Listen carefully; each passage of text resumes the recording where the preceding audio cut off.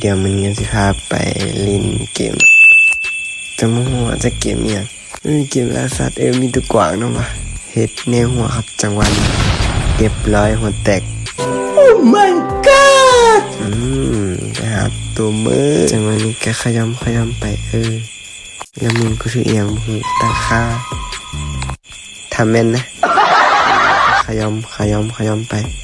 เห็นตัวมาวะจังหวะนี้กูยิงถึงตัววะจังหวะนี้เรียบร้อยบุรอดจะได้กินหนังสวรรค์ละแล้วก็ไปหาตัวไม้เลยนะโอ้ยแล้วเห็นตัวกวางกับตัวยังตัวมาวตัวนี้คนเดียวเขาสิยิงตัวกวางกันนะเรียบร้อยบุถือวะมันเล่นมาเขาเรียบร้อยบุรอดหัวบุถืออัดตัวก็ได้กังว่านี้ตั้มบุรอดคันนี้ยิงก็ได้บุเคยพลาดจบแล้ว